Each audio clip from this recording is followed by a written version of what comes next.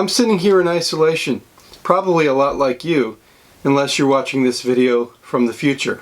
My hair is growing, and I fully expect to look something like this before I set foot in the world of human beings again. So I'm growing my hair, working from home, drinking down the wine that I've saved for decades. And to tell you the truth, what better time is there than a pandemic to drink your wine?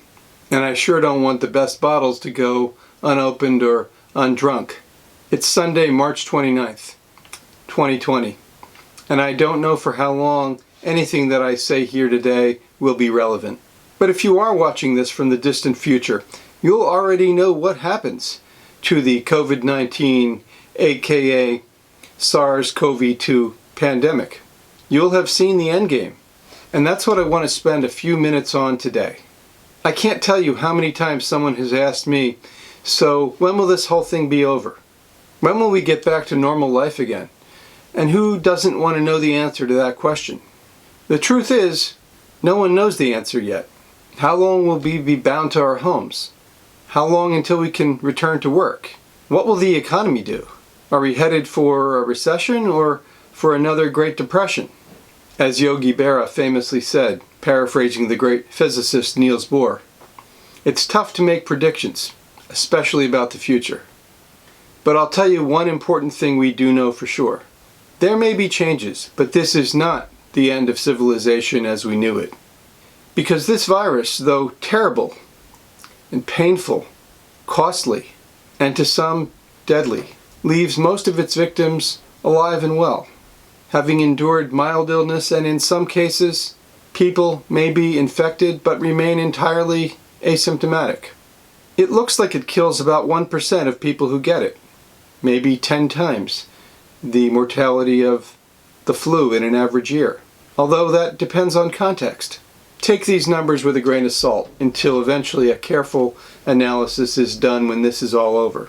But South Korea, for example, where intervention was quick and thorough and immediate through testing and tracing contacts and isolating the infected, managed to keep their mortality rate down to around 1.5%.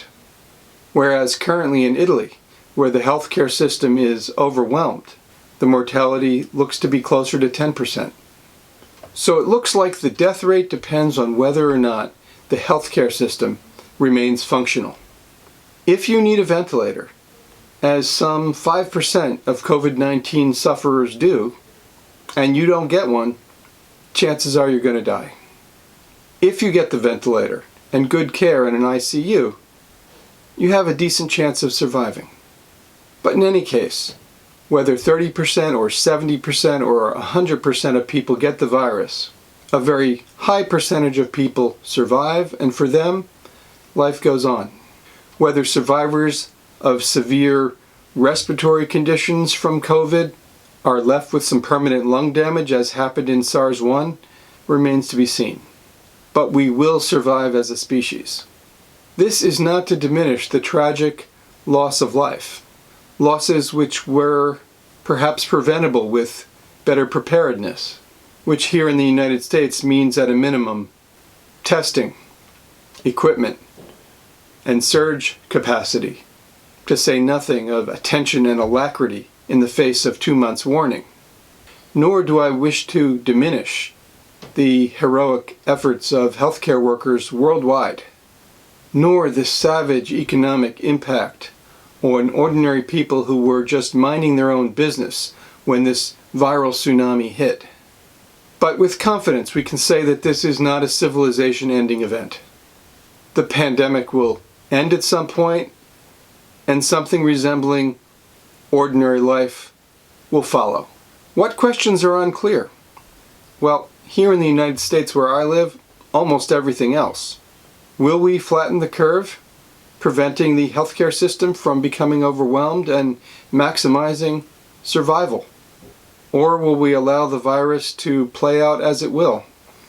A small, unthinking piece of RNA surrounded by a lipid membrane and a bit of protein, mindless, dispassionate, and caring nothing for the outcome, meaning not flattening the curve, resulting in the maximum number of deaths.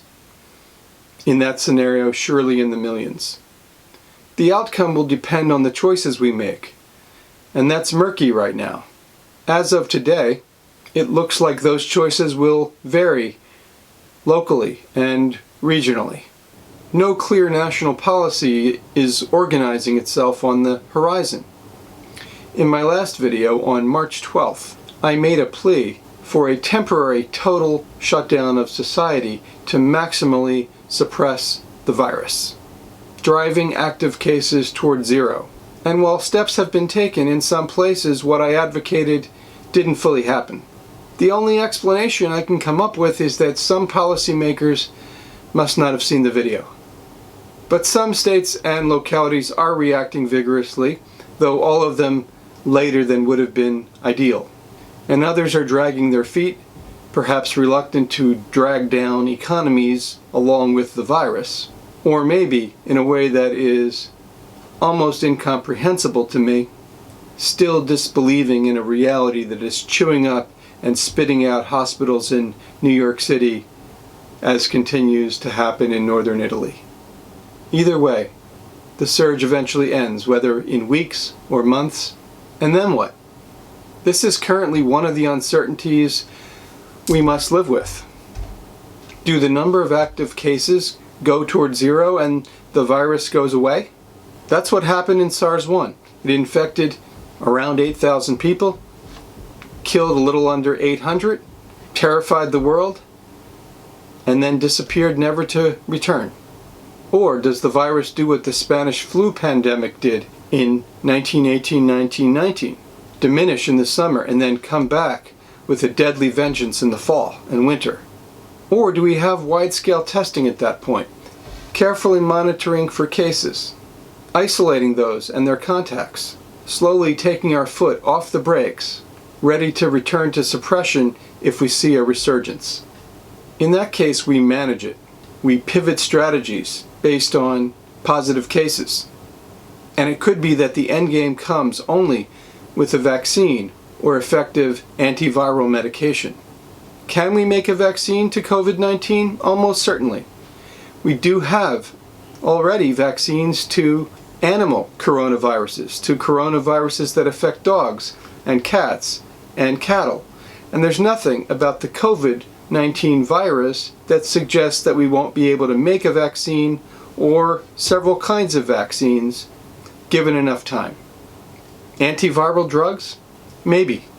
There are many candidates that will have to be carefully studied. One or more of these may be very helpful until we have a vaccine. Or not. I can tell you that as of today, my friends who are working in ICUs using hydroxychloroquine or azithromycin in acutely ill COVID patients are not seeing tremendous benefit. Maybe those particular medicines will be more effective in prevention than for the acutely ill. Or not. Only time will tell. So in the best time frame scenario, probably too good to hope for, we suppress. We drive R0 below 1. What's that real quick? R0 is basically the transmission rate. The number of people on average each infected person transmits the virus to. And the R number, the reproduction number, is not a fundamental feature of the virus itself, but varies based on many factors, one of which is social contact, which is why social isolation can drive R0 below 1, which is the level of infectivity necessary to suppress transmission, meaning that if each infected person infects fewer than one other person, then transmission of the virus cannot be sustained. So as I was saying, in the best case scenario, probably too good to hope for, we suppress. We drive R0 below 1. Maybe add in the beginnings of some herd immunity. And we get lucky. And we're done by maybe sometime this summer. Worst case, it persists until we have an effective treatment. There's some careful and improvised return to ordinary life and ordinary economic activity. That treatment, vaccine, or antiviral medication, it's potentially happening in late 2020, but almost certainly by 2021.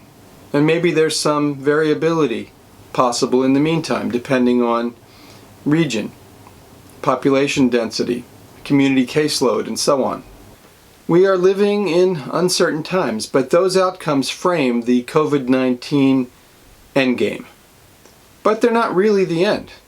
Next time I want to talk about the real end, or what comes after all this. What do we learn from the COVID-19 pandemic? What are the lessons? Do we breathe a sigh of relief and go back to life as it was?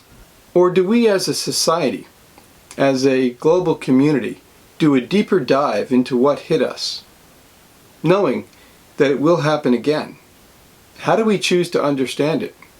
Does it have a significance beyond just the pain and damage that it inflicted? I think it does. And that's what I want to talk about next time. I usually end my videos by telling people to be sure to subscribe. But today, I'm just going to say, please stay home and be safe. Thanks a lot for watching.